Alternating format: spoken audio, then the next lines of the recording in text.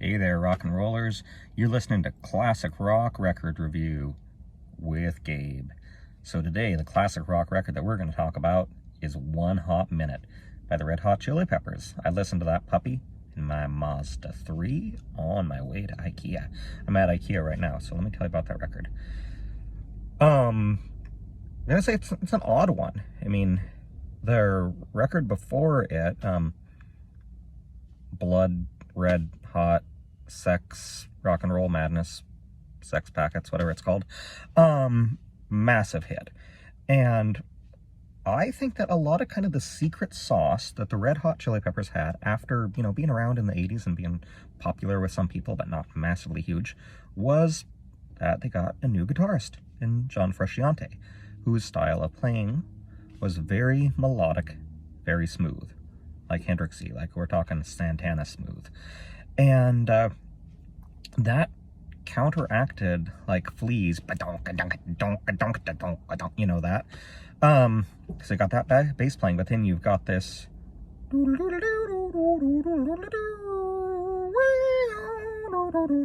very melodic guitar playing. And he could also harmonize with Anthony Kiedis, and Anthony Kiedis started doing more singing rather than rapping, and they became a catchier, poppier, more melodic band, and, had some massive success with that.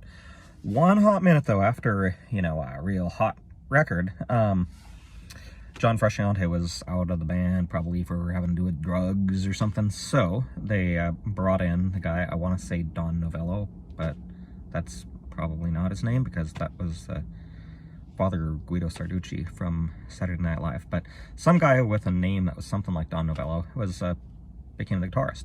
His style, nothing like John Frusciante. His style was much more aggro, much more angular. So rather than, it's a lot more like shredding on one note,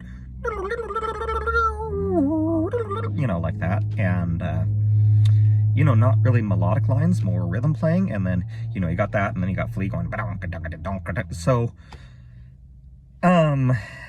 it wasn't quite the secret sauce, but the album did generate a couple of singles, both of which are catchy, and both of which are among my favorite Red Hot Chili Peppers songs. So there was Aeroplane, which features a children's choir, and there is My Friends, which is even possibly catchier than Aeroplane.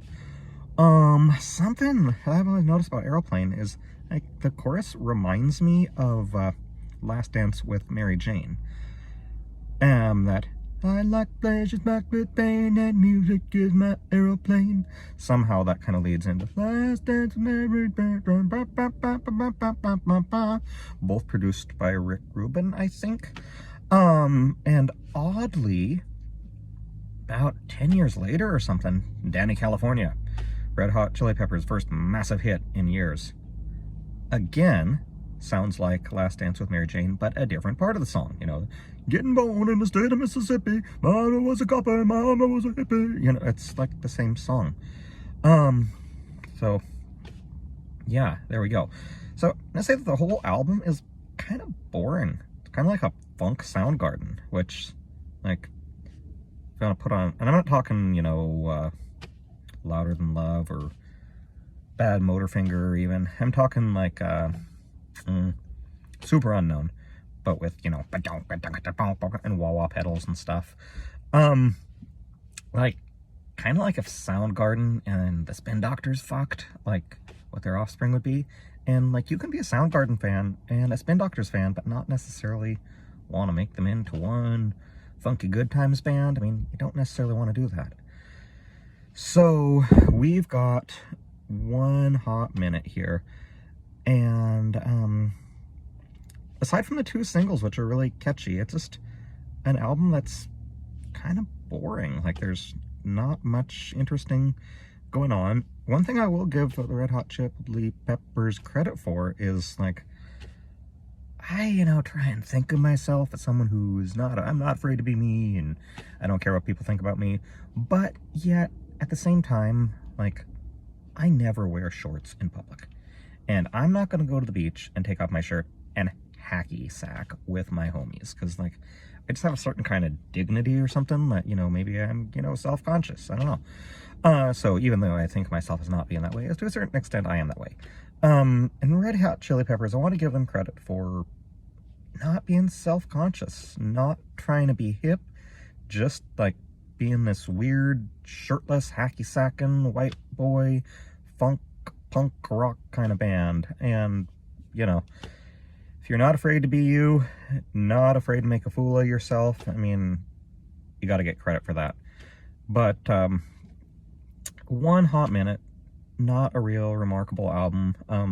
John Frusciante did return after that album for some massive successes like Californication and Stadium Arcadium, which were bigger hits, I believe, than One Hot Minute. So I'm gonna give One Hot Minute I'm gonna give it a C+. So I mean, it's not a good album by any stretch of the imagination, but a couple of stretchy, catchy songs, you know, moment or two of originality, and produced by Rick Rubin, you know, excellent producer. No problems with the engineering or production, because, you know, when you're getting a producer, it doesn't get much better, if any better, than Rick Rubin. I mean, he's great.